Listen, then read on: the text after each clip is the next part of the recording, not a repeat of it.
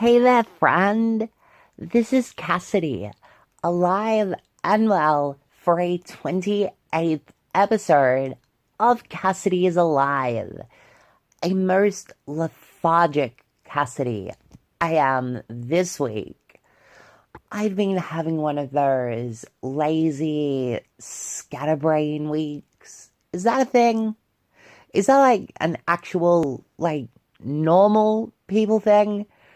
Or is that just a me thing? You know, you're lazy, you're unmotivated, and naturally you can't focus. But the reason that you can't focus is because your head's just working overtime. Scatterbrain, as I called it. Scatterbrain. Come to think of it, Scatterbrain would be a cool nickname were I a pirate. Scatterbrain Cassidy. Like Blackleg Sunji. Or obviously Straw Hat Luffy. Scatterbrain Cassidy. Or actually, I've been playing around with another one in my head. Fuck Scatterbrain Cassidy. My actual pirate identity is Sleekfoot Cassidy. Sleekfoot. See, I walk kind of lightly. I'm very sleek-footed, if you will. Therefore, Sleekfoot Cassidy. The pirate. Probably like a thief or something. I don't know. Given I walk so lightly, I've always felt that I'd be a thief in any fantasy roleplay kind of scenario. A noble thief. Technically neutral in terms of pure alignments, but I do have my own code of honor. Bitch needs ethics. Anyway, there I go. Fucking Scatterbrain Cassidy. Right at the beginning. Right off the bat. This has actually been my thought process for the past 5-6 days. Just all over the place. To and fro, everything. Just jumping from idea to idea. It's fucking hell. A mind wandering all over the fucking place as I play Skyward Sword HD. I've got some general thoughts on Skyward Sword HD. It's Zelda. Of course I've got something to say about it. And we'll get into that a little later in the show. As well as that, the weekly updates, which will more or less be a fortnight's worth of shit at this point. That will also be just around the bend.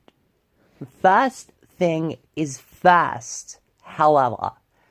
I have to address the missing part 3 of The Simpsons. Sooner or later, people like that are exposed as the frauds they are. Thanks, Magic. Cassidy is a lie. That's right. I have failed you. Please forgive me. But seriously, I mentioned at the end of last week's episode, The Simpsons Part 2, that there would be a third part to my Simpsons mini-series, in which I would count down my 20 favorite Simpsons episodes. Now, I'd had this planned for a long time, and I did always intend on creating 3 parts, and the third would air as an irregular episode on, I don't know, Monday, Tuesday, it doesn't matter. What matters is, where the fuck is the episode? Short answer, nowhere. It does not exist. Longer, more satisfying answer, I decided to scrap it for a few reasons. For the sake of time was one of, if not the most important reason, I'd finished the episode up to the point of editing. The audio was particularly bad. And that's saying something. I don't have good audio as it is. It was particularly fucking bad.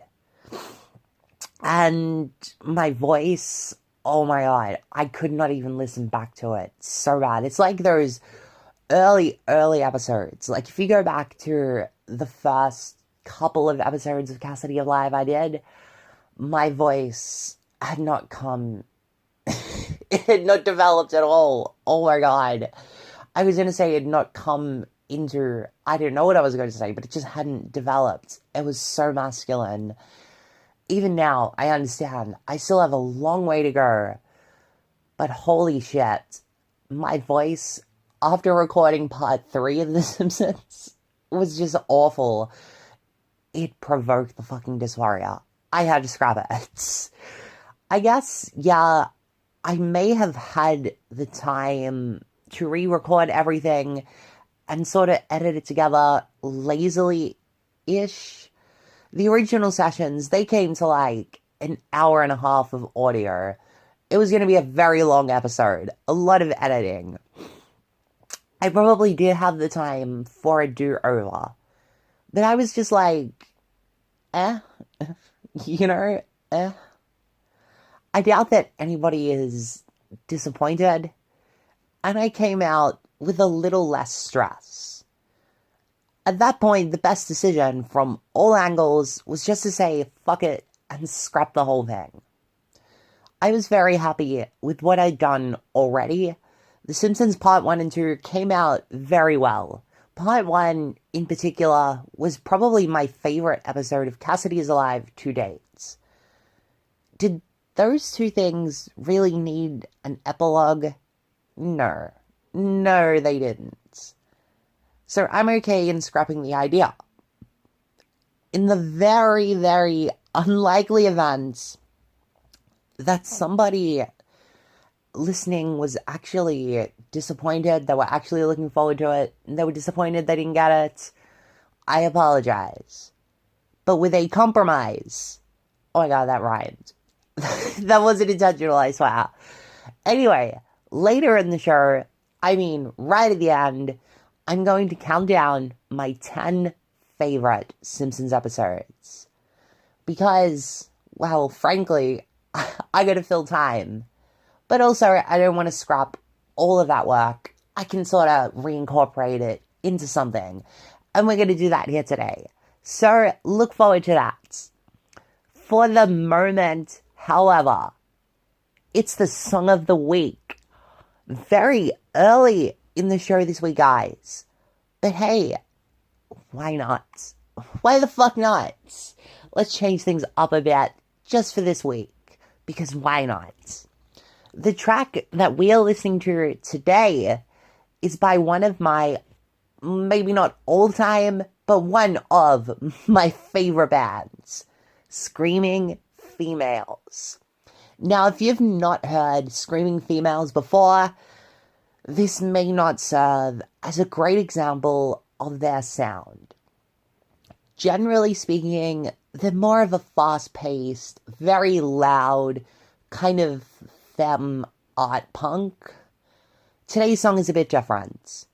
It's almost ska, kind of light reggae inspired. It's from their 2015 LP, Rose Mountain.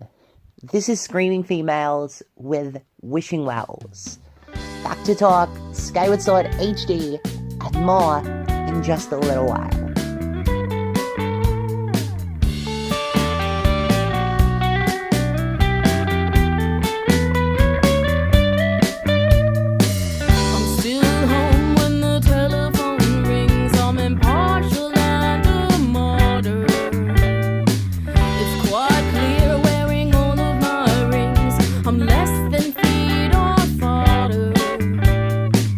If you want, I'll do it, but I'm so really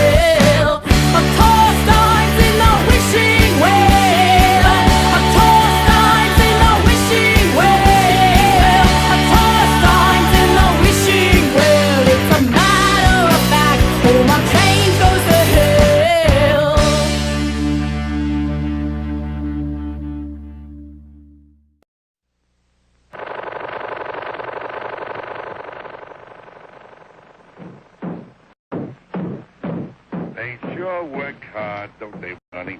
Yeah? I hate to see them work so hard. Yeah, me too. Let's go around back where we can't see them.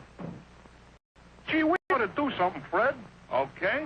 How's about taking that? I got a better idea. Let's take a Winston break. That's it! Winston is the one filter cigarette that delivers flavor 20 times a pack. Winston's got that filter blend. Yeah, Fred. Filter blend makes the big taste difference, and only Winston has it up front where it counts. Here, ahead of the pure white filter. Winston packs rich tobacco specially selected and specially processed for good flavor in filter smoking. Yeah, Barney, Winston tastes good like a cigarette should. The Flintstones has been brought to you by Winston, America's best-selling, best-tasting filter cigarette. Winston tastes good like a cigarette should.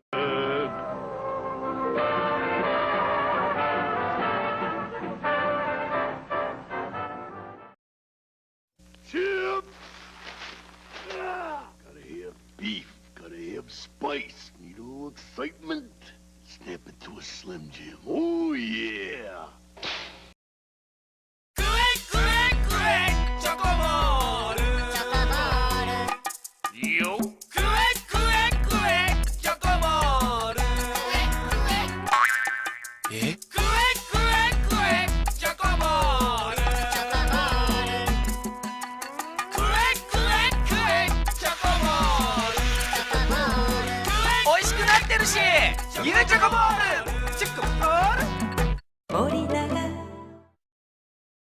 And we are back. And holy shit, is this a lazy fucking episode? I've just been going through my notes here, and holy shit, this is a lazy fucking episode. Like, Jesus Christ. Oh well, whatever. I'm allowed to have a lazy episode, right? Who cares? I love and I hate the whole creative process. Don't you? They call it a creative spark, but that's such bullshit. There's no fucking spark, okay? It's more like a wind. The creative wind. Most of the time, it's more like the creative light breeze, and you gotta take what you can. But when it's the creative strong wind, that rare creative gale force wind, you tend to remember why it is that you create and ride on the wind and whatever. Alternatively, we just call that motivation, and I lack it personally. So I'm extrapolating that onto the greater world and sort of just projecting myself. Whatever. Let's talk about my week. All of you listen up! There was 1 week ago, 1 week ago, 1 week ago, 1 week ago, 1 week ago, 1 week ago, 1 week ago, 1 week ago. All of you listen up! There was 1 week ago, 1 week ago, 1 week ago, 1 week ago, 1 week ago. Thanks, Tony. You're doing God's work, my friend. Let's begin this week with everyone's favorite pandemic. It's COVID-19 in Australia. What an absolute fucking shit show. Cliff Notes version. So, we have the Prime Minister, this dickhead, Scott Morrison, literally saying that vaccine rollouts are, quote, not a race. So, because of this lazy federal response, and believe me, I know lazy, a non-0% of the national population have even been fucking vaccinated. In my home state of Victoria, I'm only going to speak on my home state, that's it. You're actually ineligible for the shots if you're under 40 years old or a non-essential worker. What the fuck? Am I right? New South Wales, neighbouring state. For those who don't know, that's the home of Sydney. They had a recent outbreak. Shitty state response, and one lackadaisical lockdown later, that outbreak has grown beyond control, and it's crept its way across state borders into Victoria, and now we are in lockdown again. All the while, you have Murdoch, the News Corp affiliate media, heralding the New South Wales lockdown as the supposed gold standard. And once again, they are villainizing my state premier, Dan Andrews, who's the only politician doing an adequate fucking job whatsoever. And being 28, I haven't had many opportunities to physically vote. Pretty much every time, I just don't care and put in an empty ballot. This is the only guy who I've ever voted for. Dan Andrews. I like this guy. And he's just villainized. And it's, oh my God. What a time to be alive, is all I'll say. Seriously, for better or worse, I will never forget these days. COVID, oh my God, it has been something else. I'm glad that I lived through this time. The human species, the human animal, very interesting. Very, very fucking interesting. Moving on. Connor versus Dustin. Well, shit. Looks like the only thing that I was correct on was somebody breaking a leg. I can't believe that. Wow. This fight ended up being nothing at all. It was an injury. I figure that Dana White will work towards a rematch in the future, and we're definitely gonna get it. But seriously, holy shit, Connor's done. That's it, Connor's done. He'll persist as a huge pay-per-view draw, but the competitive days of Conor McGregor are over. They're in the past. It was a great ride. It was a fucking entertaining ride. But Conor McGregor is most definitely done. You're never going to see him be a real contender in mixed martial arts ever again. We salute you for it, Conor, but see ya. Bye-bye. Bye. My legs can't get me! Who'll provide for me, little one? Oh, what was I laughing at now? Oh, yes, that crippled Irishman. American professional wrestling, it is back on the road. The last 2 weeks has seen the return of fans and touring to the US professional wrestling scene. And it is a welcome fucking return. This past week, WWE has hosted SmackDown, Monday Night Raw, and the Money in the Bank pay-per-view in packed, quote-unquote, packed arenas. I watched Money in the Bank. It was a WWE show. I described it as a 4 out of 10 plus a live crowd equals an 8 out of 10.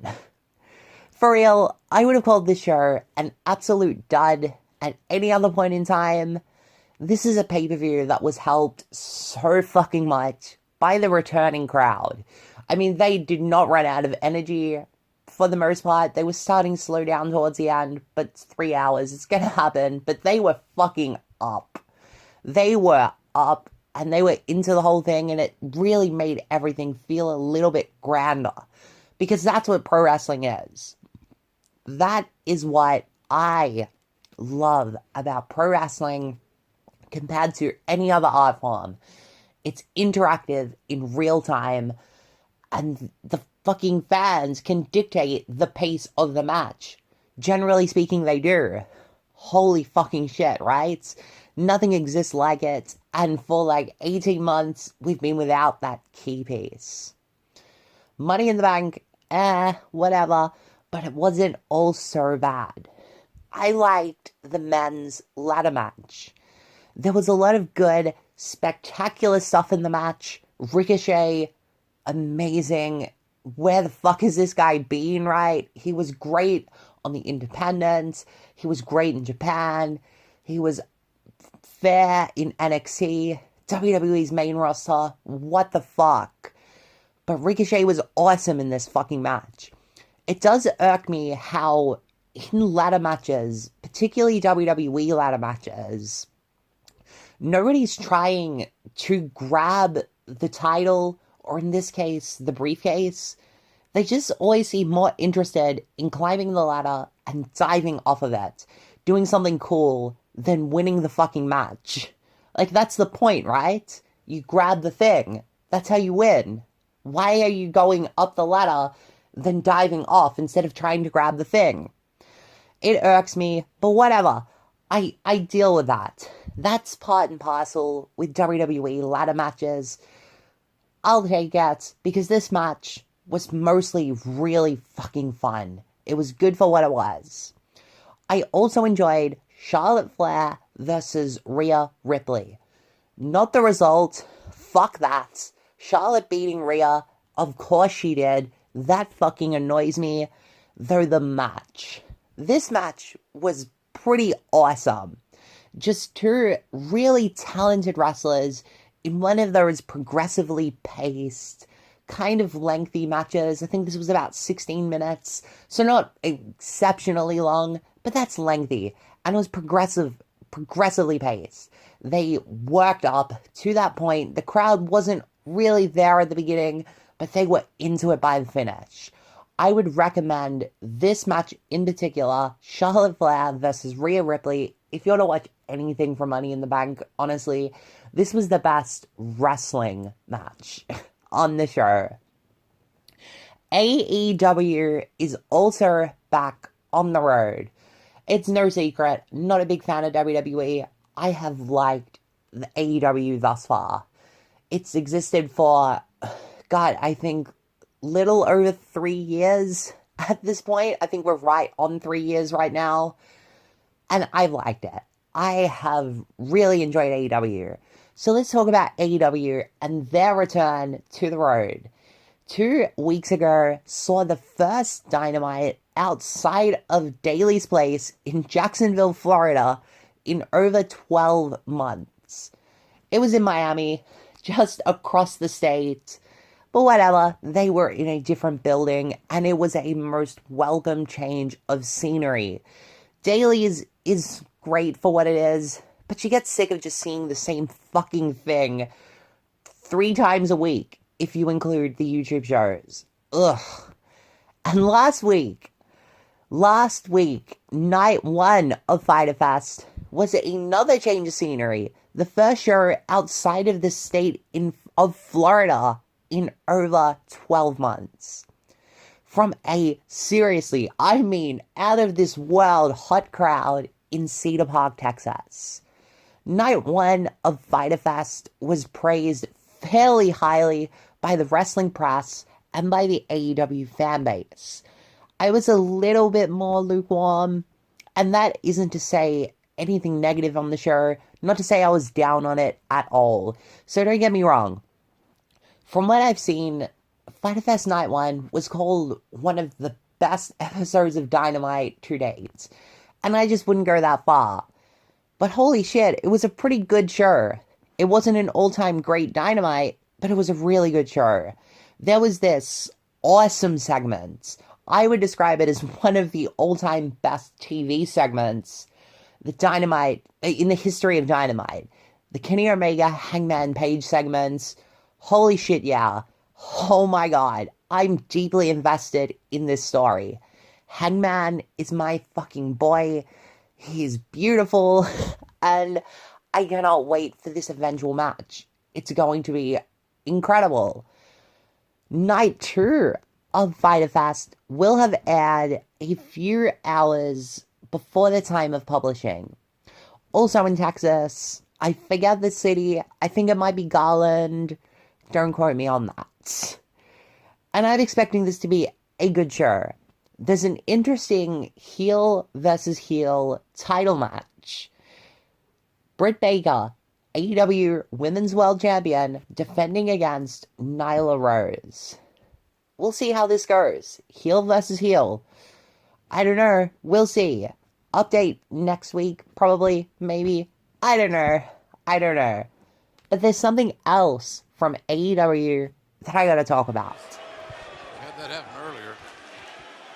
A lot of bad weather, inclement weather in South Florida. Apologize for the technical issues. What is this? Well, the lights are out, as we can all see. And wait a minute. What the? Oh my God! God Almighty! What a kick right to Arn Anderson's face! Malachi Black. Let's fucking go. The debut of Tommy End, now working as Malachi Black, formerly Aleister Black in WWE. I've been a big fan of this guy for years and years and years and years and years. Tommy was awesome in Europe. He was the world champion in Germany's WXW, which is one of the best promotions. It's kind of fallen down in recent years, but historically, it's been one of the best promotions in Europe, outside of the UK, definitely in Germany, for the last 10, 15 years. So, big deal in its own way. And Tommy End was the world champion there for well over a year, and it was incredible. I think well over 2 years, come to think of it. And he was great there. He then came to the United States. He started working dates for Gabe Sapolsky in Evolve, WWN, that whole now defunct thing. He took a couple of dates in PWG, really good there. But he was quickly snatched up by WWE. And Aleister Black was booked very strong in NXT. There was a very clear direction for this anti-hero character. But then he got called up to the main roster and got fucking lost. Was Aleister Black a babyface? Was he a heel? He was flipped back and forth with a constant stop-start push, and it's like, what a fucking waste of an exceptionally great wrestling talent. And then he was released. But now, Aleister Black, Malachi Black, is in AEW. He attacked Cody Rhodes 2 weeks ago in Miami. They had this awesome pull-apart segment last week in Cedar Park. This is the first program. It's Cody Rhodes versus Malachi Black, and I give this all of my yes. I'm very much looking forward to it. The last thing that I did this week was play The Legend of Zelda Skyward Sword HD. I'm a Zelda girl. I've always been a Zelda girl. Before I was even sure that I was a girl, I was a Zelda girl. It is no secret that The Legend of Zelda is my favorite thing in this entire fucking world. Games like A Link to the Past and Ocarina of Time are among my all-time favorites. While weaker series entries like Phantom Hourglass are games that I tend to forget. At least try to forget. And then there was Skyward Sword and the space between. Released in 2011, the original Skyward Sword was a game for the Nintendo Wii, and it utilized the Wii's motion control technology for everything down to swinging the Master Sword. It was very well reviewed, but Skyward Sword had problems, and they went beyond the motion control typifying points. This past week, I've been playing the Switch port of the game, Skyward Sword HD. And before getting any further in, I want to make clear that I am enjoying Skyward Sword more now than I ever have. Let's talk about the controls. The most important change. The original game took the novel idea of swinging the Wii remote to control Link's sword, and it took the novelty right out of it. For the most part, players either hated or tolerated the control scheme. Very few liked it. I mean, it worked, but it was more often annoying than it was intuitive. It lost its charm almost immediately, is what I'm trying to say. And the motion controls, they extended beyond the point of just swordplay. It was everywhere in Skyward Sword. Motion controls for just about all items, for balancing, for flying your fucking loft wing. There's one point where you're using it to swim. Ew. Skyward Sword HD still offers the ability to play with motion controls. And I'm sure that, much like the Wii, it technically works. But I've not tried it. I don't know if I will. Because I've been using the new control scheme, which basically just remaps all of the motion controls to the right analog stick. And fuck me, it just works. It just works. What was the weakest part of the game in original form has actually become one of its greatest strengths. Skyward Sword has retained its unique swordplay, but now it's not an annoyance. It's actually fucking interesting. It feels like a video game. You lose maybe a slight bit of reaction time, but who cares? Who cares? You don't need to react that quick.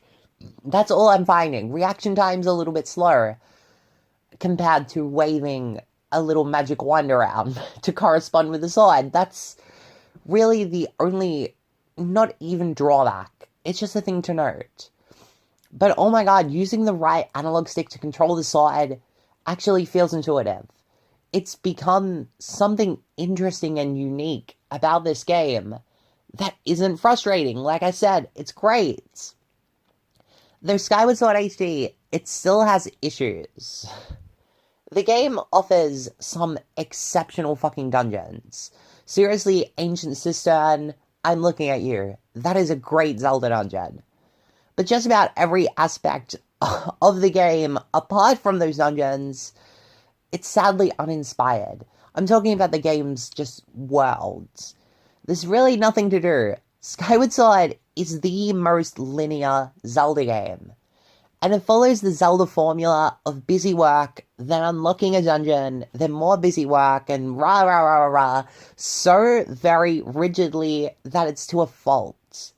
More or less like Zombie Zelda.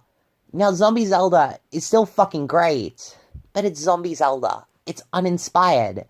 There's not much to discover when traveling off of what little exists. I completely fucked that up. There's very little to discover when you're traveling what little exists off that tired beaten path. That makes no sense. Why did I even write that fucking sentence? Basically, there's little to discover outside of your main quest, right? There's little there, and what's there isn't very interesting. The entire game is so painstakingly scripted for the player that it makes each playthrough more or less look the same from the very beginning to the end. Ironically, it's a Zelda game that features this rudimentary weapon durability and upgrade system for the first time in the series' history at that point. Yet, it's also somehow the Zelda game with perhaps the most limited player choice. It's very odd how it managed to do that. So then, what's good about Skyward Sword? That would be the story.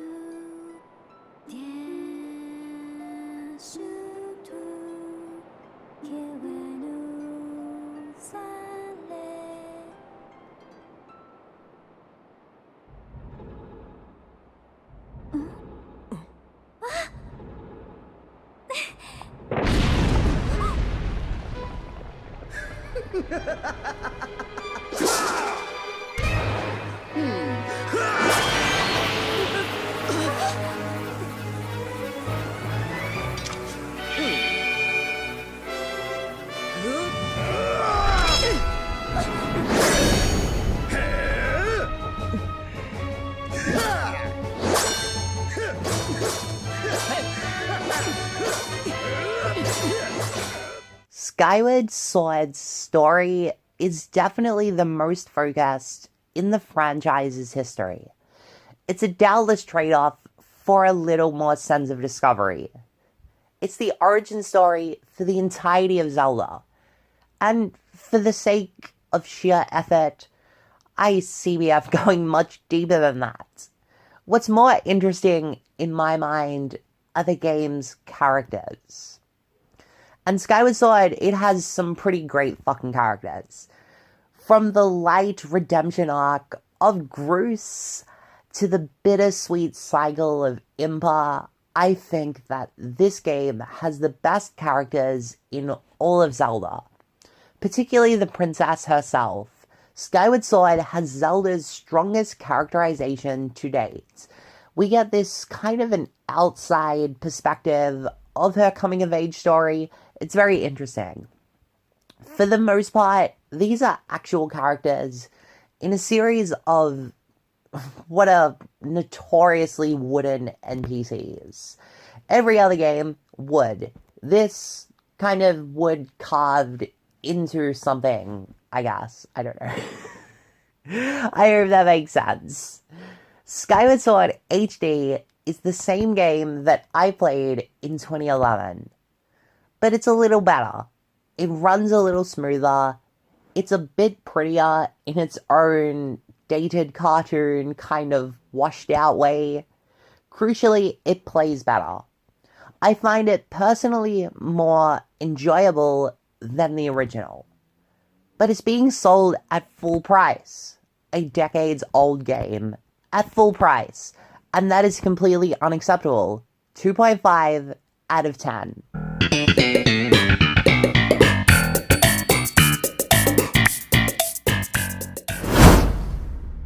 Before we close out for the week, let us quickly go over these remnants of a podcast episode that never was. It's my top 10 episodes of The Simpsons. Personal favorites, of course, nothing more. Number 10, Dancin' Homer. Season 9, Episode 5. I fucking love Dancin' Homer so much. It has that Simpsons authenticity that I spoke so much and so warmly about in the 2-part Simpsons episodes. Homer recounting the story of becoming the mascot, becoming Dancin' Homer, the team mascot, and going to Capital City, him recounting that story to Moe and the regular barflies at Moe's Tavern was the perfect framing device for this story. It made it feel less like a cartoon and more like that Simpsons authenticity that I mentioned. These early Homer highlight episodes really are great. They're really something special. It was long before Jerk-Ass Homer and a little bit before Homer was kind of stupid. This was when he was just a dimwit, just a sitcom dad, and he was very lovable. I love this episode, and you should too. Number 9, I Married Marge. Season 3, Episode 12. This is the best Simpsons flashback episode, in my opinion, of course. This details the events surrounding Bart's birth and Homer and Marge's unsatisfactory wedding. It's a very emotionally heavy episode, very touching in its own way. Seeing the lengths that Homer will go to provide for his family and make his family proud just warmed my fucking heart. Of all the Simpsons flashback episodes, this is my favorite one. The early ones usually are better, but oh my god, there is something very special about I Married Marge. Number 8, You Only Move Twice. Season 8, Episode 2. This is the Hank Scorpio episode. It has a very, very basic plot. Homer takes a new job for the Globex Corporation, so the Simpsons family moves to a place called Cypress Creek. Everything in Cypress Creek seems good, seems great on the surface, especially Homer's new job. But quickly, the new life, it kind of sucks for the whole family. Especially Homer, who, unbeknownst to him, is working for an actual supervillain, Hank Scorpio. I don't know what it is, because there really is nothing to it, right? There's nothing to this episode. I don't know, maybe it's just the funny concept of Hank Scorpio, since he's hardly a memorable character. It's just the role that he fills is oddly very memorable and very funny. Maybe that's it. I don't know, but you can't help but love this episode. I've asked people what it is about this that they like, and it's very hard to pinpoint. I don't know. I love this fucking episode. Number 7. Last Exit to Springfield. Season 4, Episode 17. Dental plan. Lisa needs braces. Dental plan. Lisa needs braces. Dental plan. Lisa needs braces. Dental plan. Lisa needs braces. Dental plan. Lisa needs braces. Dental plan. Lisa needs braces. Bullseye! Thanks a lot, Carl. Now I've lost my train of thought. Dental plan. Lisa needs braces. Dental plan. Lisa needs braces. If we give up our dental plan, I'll have to pay for Lisa's braces. Number 6. Homer's Enemy. Season 8, Episode 23. So what happens when a man from the real world goes to Springfield and encounters Homer Simpson? This episode. Holy shit, this oddly relatable episode. This is the Frank Grimes episode. This is where Frank Grimes, a guy seemingly from the real world, a hardworking man that has terrible luck, he gets a job at the power plant, and he is infuriated at the sheer existence of Homer Simpson. Just the fact that Homer just exists frustrates this guy beyond belief. And the episode climaxes with a mental breakdown. Frank Grimes having an actual mental breakdown simply because Homer is a thing that exists. He is a creature that exists. It drives Frank Grimes insane, and it is beautifully written. It is like just a masterclass in storyboarding. Great fucking episode. Great episode. I think that this is, to date, the highest rated Simpsons episode on IMDb, and that should tell you something. Number 5, Bart vs. Australia, Season 6, Episode 16. Now this is where personal opinion really matters, and it really comes into play. I love this episode. I love the parody of Australia. Everything from Chozwazzers, the suggestion to call cane toads Chozwazzers.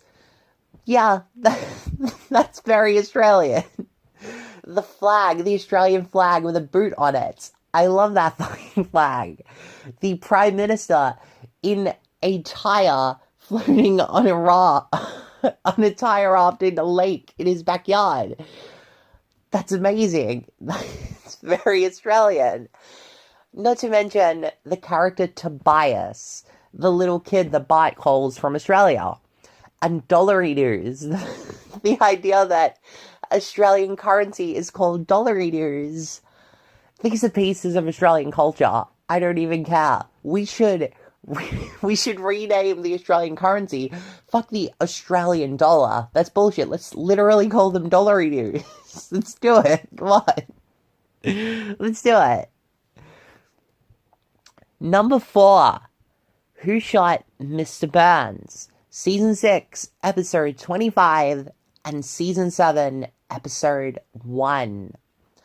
What can be said about Who Shot Mr. Burns that I did not already say in the previous 2 episodes? Go back and watch them. Part 1, I cover this in far more detail, and I explain why Who Shot Mr. Burns is an excellent fucking just piece of television.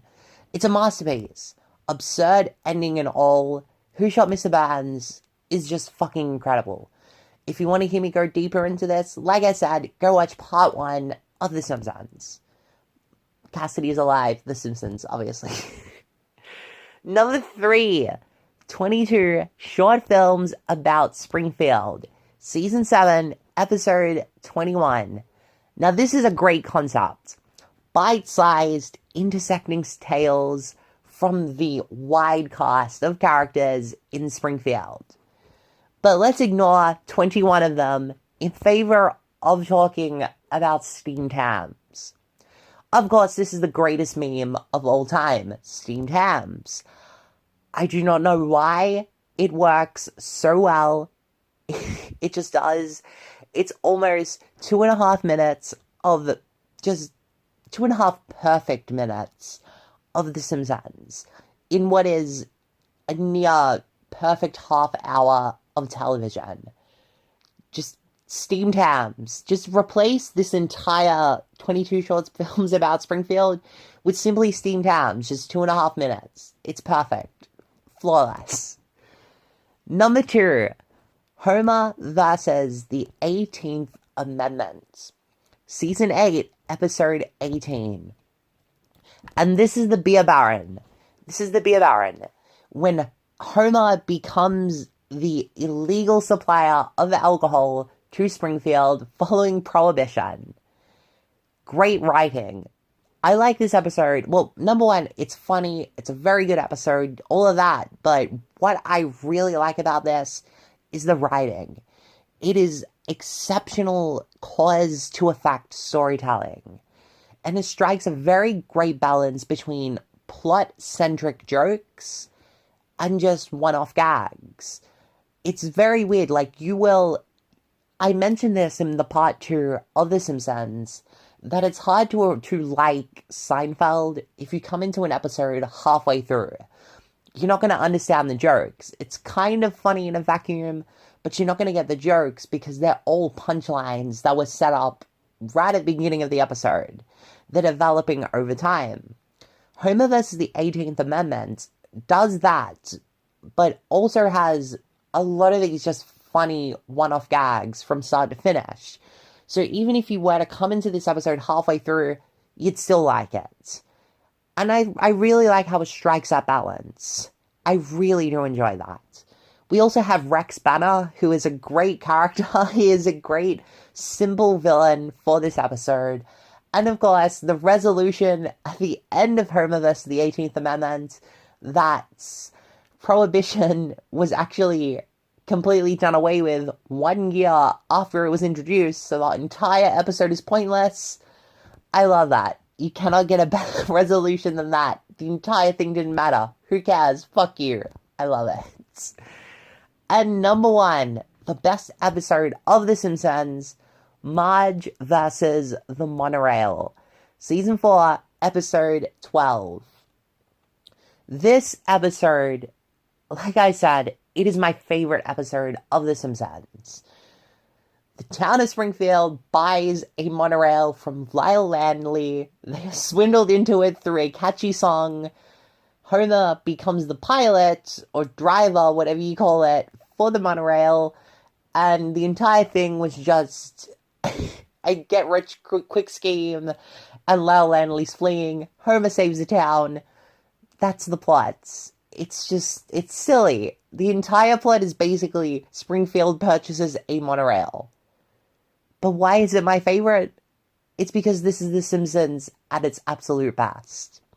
The laugh per minute ratio in this episode is fucking incredible. Seriously, go back and watch this. It does not stop. It does not let up. Just every single moment in this episode is just another joke. Another lampoon of something in the real world. Another character-centric, plot-centric, or even one-off gag. It's incredible how this episode does it. From the very beginning, this is the episode that begins with Homer singing his own version of the Flintstones theme song. it's that episode where it just begins with that. People tend to forget that classic Simpsons bit is also part of this episode. There's a lot of things in this episode that you realize, oh my god, yeah, that was from the monorail episode. Such as this part, my favorite dialogue ever. Homer? Homer? Yellow. Homer, there's a man here who thinks he can help you. Batman? No, he's a scientist. Batman's a scientist. It's not Batman. See? Just like that. There's so much in Marge vs. the Monorail that's just great. And it doesn't stop. Like I said, it's just constant. From start to finish, this episode is a ride. A ride on a non-stop monorail. Think about it. I don't know what I'm talking about anymore. They are my 10 favorite episodes of The Simpsons. And that's pretty much it. Transition. Alright guys, that will be the very low effort episode for the week. As always, I want to thank you for being with me, my friends. And on the off chance that you somehow enjoyed our chaotic shit show this week, I am glad. Next week will be far better. I am sure of that. We will be talking pro wrestling as I go through some of my favorite wrestlers, both past and present. It's the effortlessly titled Pro Wrestlers That I Like. Ironically, I had to put more effort into saying that than whatever. That will be next week. Until then, have yourself a lovely 7 days. Get vaccinated if you can. Get tested if you cannot. We are all in this together. I love you. We'll talk again next week. Bye!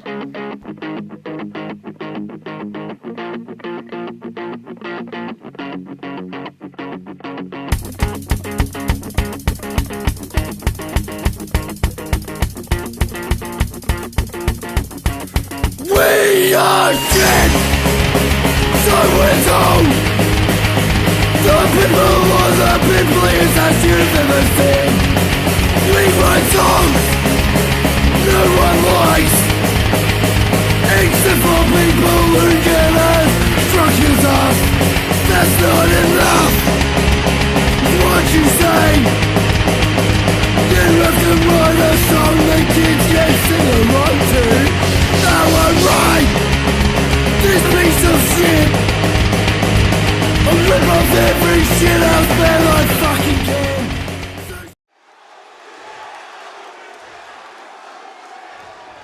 Oh my God!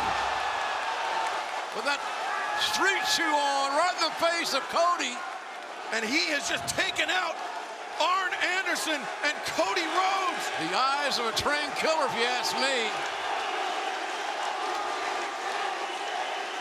What a shocking debut! Malachi Black has arrived in AEW. And Malachi Black, no doubt, will have an agenda. A violent, aggressive agenda. And we have to restore order. We'll be right back, everyone. Say